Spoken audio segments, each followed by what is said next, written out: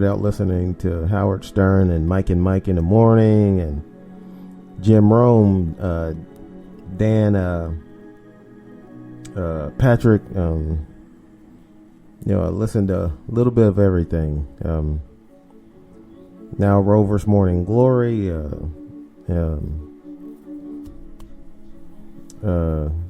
Some other shows that are talk shows. It's hard to find talk shows on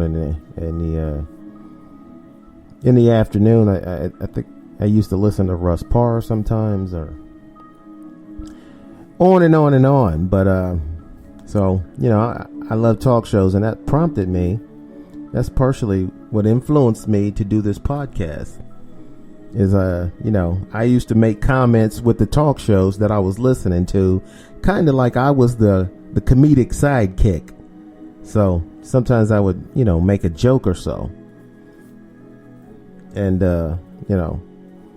yes, I have listened to Rush Limbaugh's show, so I am not just saying this off of something that I heard. I've heard him myself say a lot of things that were based in ignorance and stupidity and just flat out lying.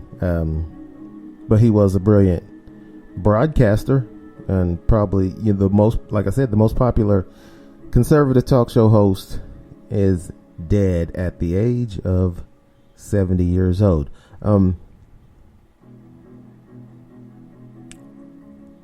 We're going to go to a break.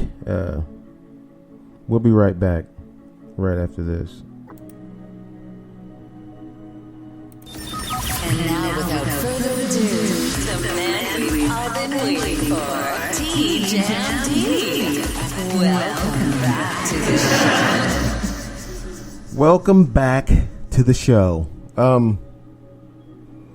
Moving on to, let's talk a little bit about sports, because there's not much sports actually. I mean, the NBA is going on right now. They are playing games, but they're just really just trying to work their way through the regular season in the pandemic without having too many delays. We've had the Cavaliers, which the team is better than they were last year, but not much. Postponed a lot of games because of COVID, because they had games with the Spurs, and it seems that the Spurs have a lot of problems with COVID infection right now. So they've at least postponed at least 3 or 4 games, the Spurs have, and that caused the games with the Cavaliers to be postponed. There was a huge signing of a baseball player, Fernando Tatis, a Padres shortstop.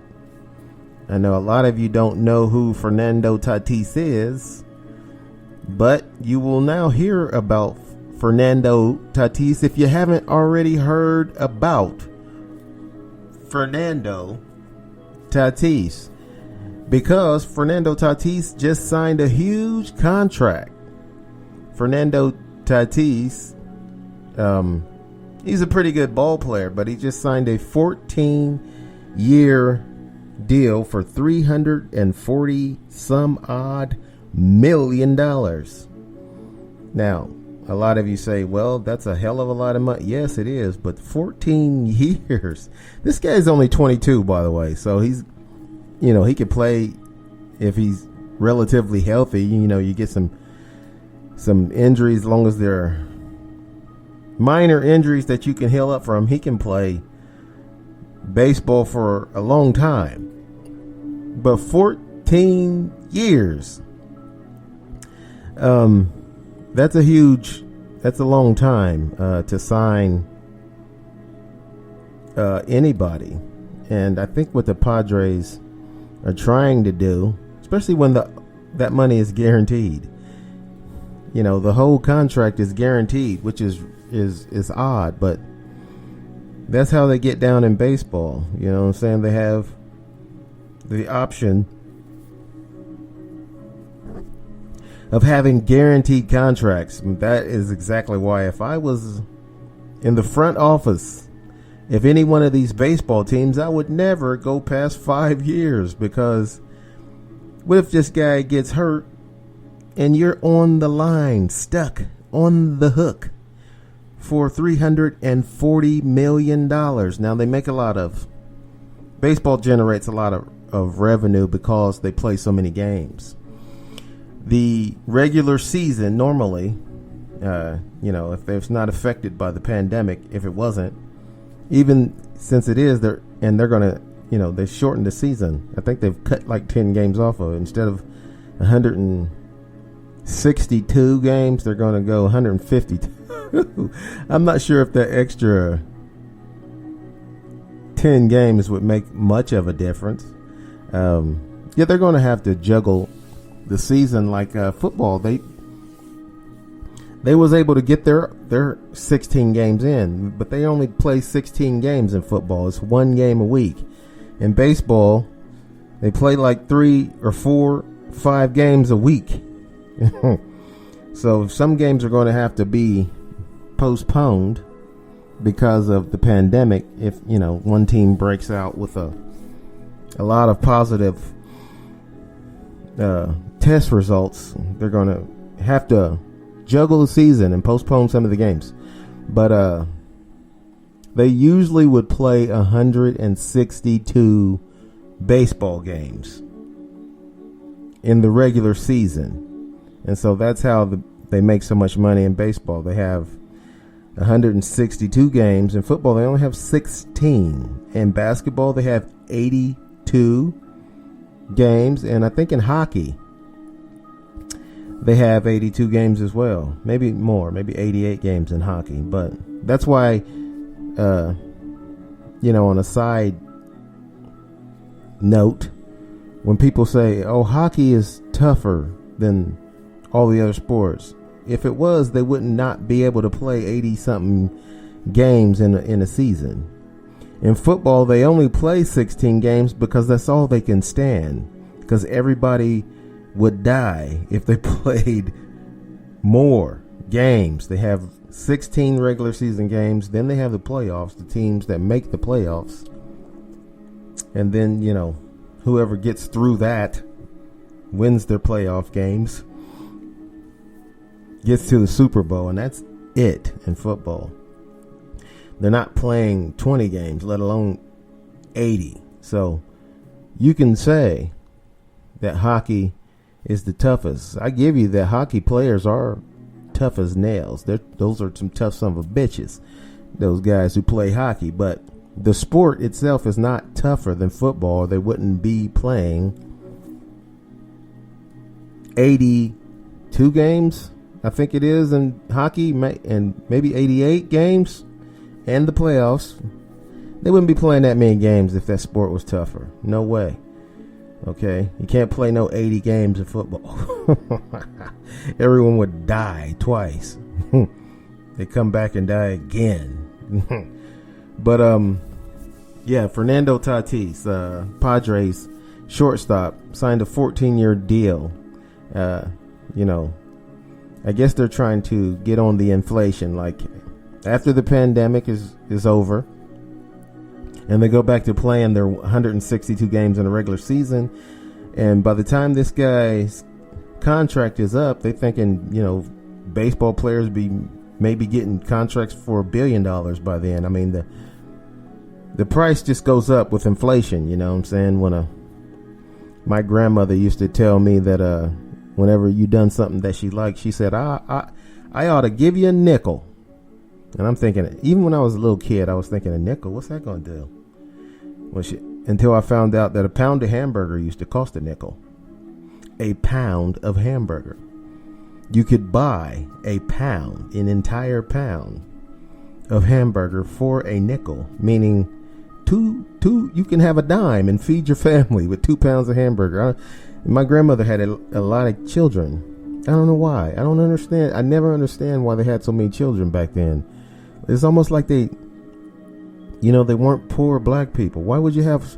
My grandmother had 11 children, all by the same guy, my grandfather. Okay? But still, 11 children. Nowadays, women have one kid by this guy, a couple kids by another guy, a kid by this third guy, and 4 guys and 5 guys. I mean, my grandmother had 11 children, all with the one man, but it's still 11 children. Why on earth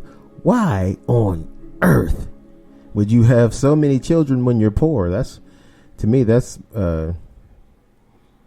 you know what I'm saying? More of the question. I'm getting off on a tangent here. The point was that Fernando Tatis signed a huge contract in baseball. So good for Fernando Tatis. But it does stand reason that if you are poor and black in a country that's very racist and not going to help you do anything, pull yourself up by your bootstraps, you wouldn't be having all these kids. Why would you do that? That seems nonsensical. It seems like a bad idea, but maybe it's just me. But like I said, I digress. But that just came to my mind because I like to get off on tangents. You know what I'm saying? I stray away from the main point from time to time, but I get right back to it because I'm on it. I'm on the job. Plus this is my podcast. So I don't have anybody, no producer or anything in my ear saying, hey, talk about Fernando Tatis's new contract. I did. He got $340 million for 14 years. 14 years is a long time. Usually they don't give you baseball contracts for more than 10 years. And they usually don't even give you 10 years because it's too long. Okay? The Yankees were stuck with a contract with Alex Rodriguez for 10 years. You know, it was a $200-and-something million contract. And he wasn't very good in the last 3 years, and they still had to pay him like 20-something million. And they was like, oh, no. And he got suspended. They were probably happy about that. He got suspended for PEDs. So they didn't have to pay him that season. He was suspended. They was like, oh, yes, thank you. Commissioner of baseball, you know, suspend him again, please. Because his last 3 years, he wasn't very good, and they was still having to pay him a contract that was backloaded. And then it was like his last couple of seasons was like $29 million. That ain't funny. It's just a bad investment on the Yankees' part because Alex Rodriguez was a great player, but he wasn't the difference maker. I mean, he was power in the middle of your lineup, you know. But he wasn't he played, you know, for teams that were terrible at times when he was like the best player in the league. He played for the Texas Rangers for like 4 seasons, and they was terrible at the time when he played for them. You know, when he was hitting like 45 home runs a year. You know, batting over 300 and high in RBIs, everything. So, baseball contracts. You know, if you got a kid who's athletic, you might as well put him in baseball if you want him to make money and still not get too terribly hurt. Baseball players usually can play for 20 years. It's the football players that usually cannot play 20 years like Tom Brady has done. He's played 21 years. 20 years with the Patriots, 1 year with Tampa. So, he's smart enough to beat the odds, though, because Tom Brady knows to get rid of the ball as fast as he can and not to run it unless he absolutely needs to. That's where these quarterbacks mess up, the ones who can run. They like to dance around and run. The more you run, the more hurt you get. So, that's why Tom Brady's been able to last so long. He knows better.